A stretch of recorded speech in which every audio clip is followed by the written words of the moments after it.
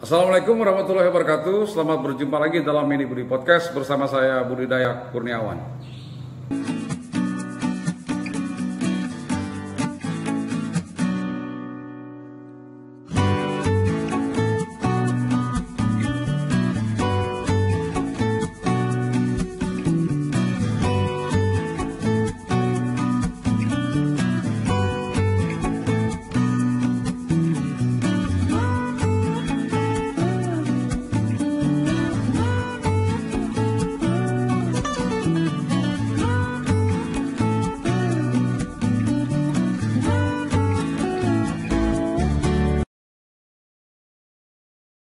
Kamis 24 Ramadan 1215 Hijriah atau 18 April 1859, Perang Banjar meletus. Perang besar berbiaya tinggi itu terjadi ketika Pangeran Antasari beserta pasukannya, 500 pasukan dari Muning dan pasukan dari Riam Kiwa menyerang benteng Oranye Nassau. Benteng yang merupakan konsesi penambangan batu bara itu luluh lantak. Peperangan pun terjadi semakin besar. Tak pelak, serangan Oranye Nassau itu membuat Pangeran Antasari dikejar-kejar oleh pemerintah Belanda ketika itu. Perang besar itu merupakan simbol serangan Pangeran Antasari dan pasukannya terhadap kekuasaan pemerintah Hindia Belanda ketika itu. Oranye Nassau sendiri adalah konsesi pertambangan yang dimiliki oleh pemerintah Belanda dengan mendapatkan konsesi melalui sebuah kerjasama kontrak perdagangan dengan bangsawan Banjar. Ketika itu, VOC memberikan 50.000 gulden sebagai sewa dari konsesi itu. Tak pelak serangan Pangeran Antasari itu membuat perang Banjar berkecamuk. Perang berlangsung hingga pedalaman Barito di Kalimantan Tengah kini. Beberapa daerah pun bergolak.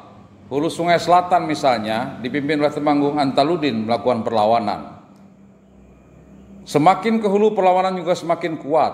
Temanggung Jalil melakukan peperangan di sekitar Balangan. Begitu juga dengan daerah-daerah yang lain seperti di Marabahan dan sekitarnya.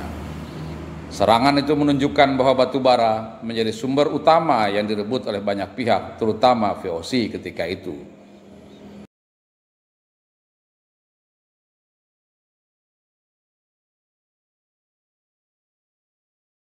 Serangan Pangeran Antasari dan kawan-kawan itu menunjukkan simbol perlawanan terhadap hegemoni kekuasaan VOC. Batu bara menjadi rebutan setelah revolusi industri ditemukan pertama kali menggunakan mesin uap untuk menggerakkan mesin-mesin perang. Pangeran Antasari justru menyerang sumber energi yang mahal itu. Benteng Oranye Nassau sendiri adalah merupakan satu-satunya benteng yang dibangun di atas konsesi pertambangan batu bara. Batu bara begitu berharga ketika itu karena digunakan untuk pelayaran menaklukkan daerah-daerah jajahan maupun daerah-daerah perdagangan lainnya. Kesultanan Banjar mendapatkan imbas dari penemuan mesin uap di Eropa ketika mesin-mesin itu diperlukan menggerakkan dengan batu bara. Akhirnya kemudian melalui ekspedisi sangat panjang, pemerintah Hindia Belanda dan VOC menemukan cadangan batu bara besar di Pengaron yang kini masuk dalam wilayah Kabupaten Banjar. Pengaron sendiri adalah benteng yang tidak terlalu jauh dari Kesultanan Banjar ketika itu. Posisinya tidak terlalu jauh dari Martapura. Dengan menggunakan kendaraan bermotor hari ini misalnya tidak sampai 2 jam, benteng di Pengaron bisa sampai. Peperangan di Tanah Banjar itu menunjukkan adanya semacam ketakutan atau kekhawatiran terhadap hegemoni kekuasaan VOC yang notabene memiliki legitimasi ketika melakukan kontrak kerjasama perdagangan dan Kesultanan Banjar. Pangeran Antasari rupanya gelisah dengan kontrak itu, sehingga dia melakukan reaksi yang terbentuk dalam bentuk peperangan yang besar. Oranye Nassau lah pertambangan modern pertama di Hindia Belanda. Jadi jauh sebelum pertambangan lain di daerah lain di Nusantara muncul, Oranye Nassau lah pertambangan paling modern ketika itu.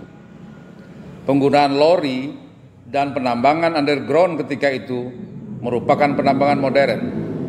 Orang mungkin hanya ingat penambangan batu bara di Sumatera Barat sebagai pertambangan yang luar biasa besar. Padahal Oranye Nassau adalah pertambangan pertama di Hindia Belanda.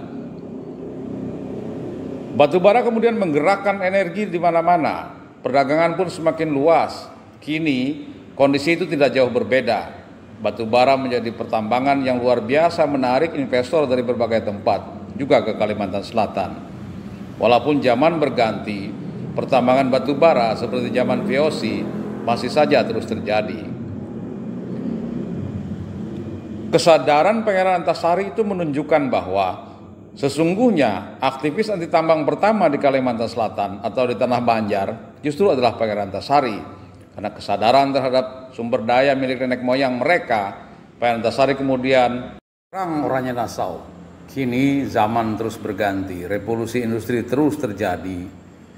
Namun sepertinya batu bara energi besar itu terus saja diminati. Terima kasih sudah menyaksikan Ini Budi Podcast. Sampai berjumpa lagi dalam Ini Budi Podcast berikutnya. Sehat-sehat terus kawan-kawan di luar. Kawan-kawan yang ingin subscribe, like, share, dan komen, silahkan. Sampai berjumpa lagi. Assalamualaikum warahmatullahi wabarakatuh.